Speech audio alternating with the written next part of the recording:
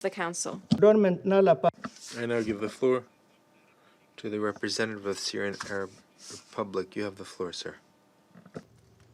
شكرا سيد الرئيس. Thank you, Mr. President.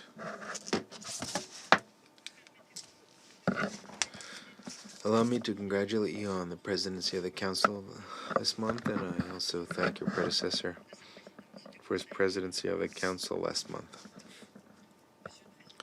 Mr. President, last week, the second cycle of the conference on establishing a conference free of nuclear weapons and other weapons of mass destruction in the Middle East took place.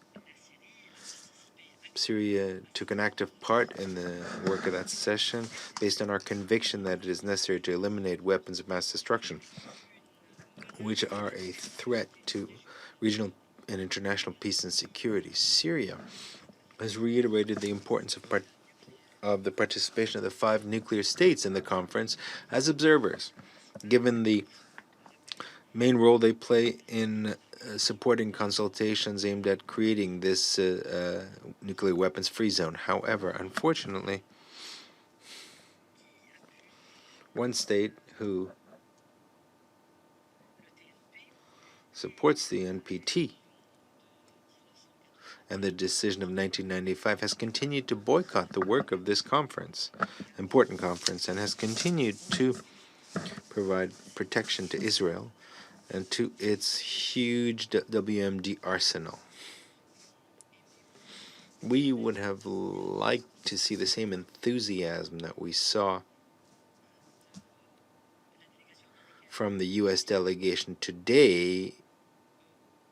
We would have liked to see the same enthusiasm for the elimination of the Israeli arsenal, which threatens the Middle East. Mr. President, we'd like to reiterate our unequivocal condemnation of the use of chemical weapons by anyone, anywhere, in any circumstance.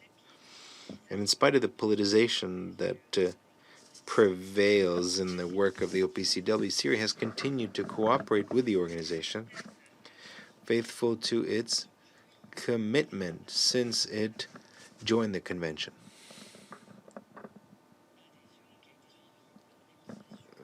After joining the convention, Syria eliminated all its stock of chemical weapons and its production facilities in record time.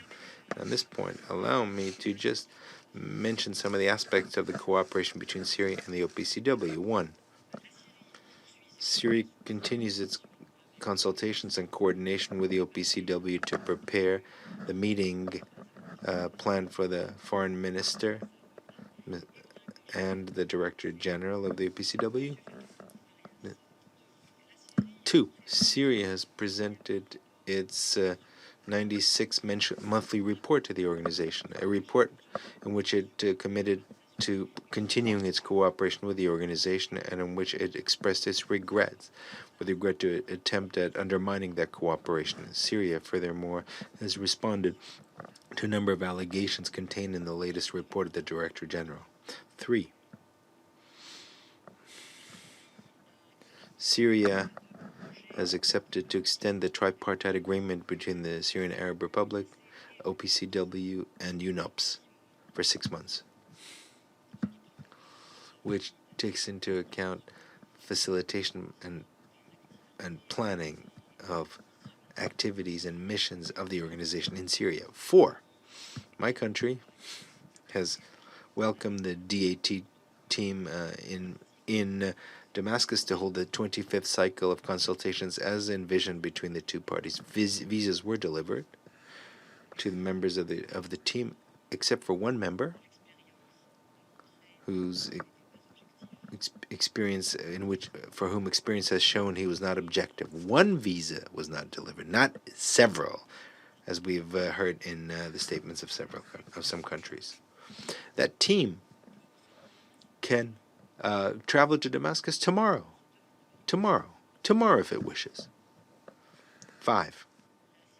Syria has welcomed the request of the Technical Secretariat to send a fact-finding mission to Syria, to Damascus. Syria is ready to study the investigations and reports regarding the incident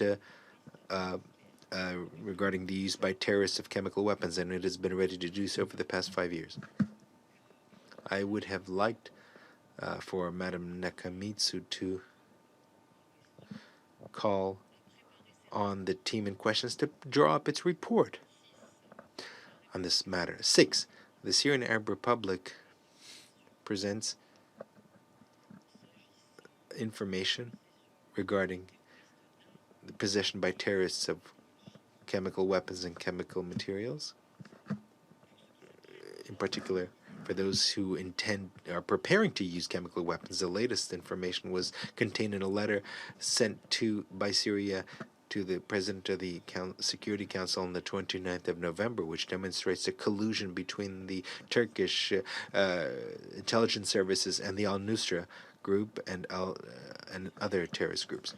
Mr. President, as far as the work of the data declaration assessment team, we'd like to reiterate that the mandate of this team is limited to providing assistance to the Syrian National Committee on establishing the initial declaration. Syria was welcomed the work with this team and cooperated for many years in the framework of 24 consultation cycles.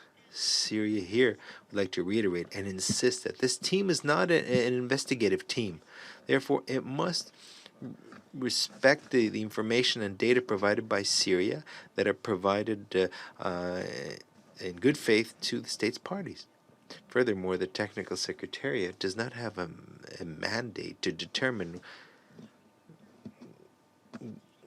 whether this data is valid from a scientific point of view. And this in spite of what was in the latest report and of Madam Nakamitsu's briefing. The Technical Secretariat does not have that mandate. Now, as far as the delivery of visas, the issuance of visas to international officials, this is a sovereign right of Syria that is based purely on the professionalism and objectivity of these officials. And on this point, it's important to note that multilateralism is not based on the work of one individual, but rather on the work of a team. Syria has demonstrated significant flexibility to facilitate the holding of the 25th cycle of consultations. And in fact, we agreed to send a Syrian expert to The Hague. That was blocked for very unconvincing reasons, which in fact mask an attempt at sabotage. The Syrian Arab Republic reiterates that the data contained in its initial declaration and the subsequent declarations are complete and accurate. We have always demonstrated an openness and worked in a transparent and objective way with the DAT to present all the relevant clarifications. This is for this reason that we categorically reject the questioning of this data, of this information, and we consider that certain states are guilty of lies and exaggerations, and that this is part of a hostile policy towards Syria. Mr. President, as we aspire to see the OPCW to be the guarantor of the implementation of the convention, and which is a pillar of disarmament.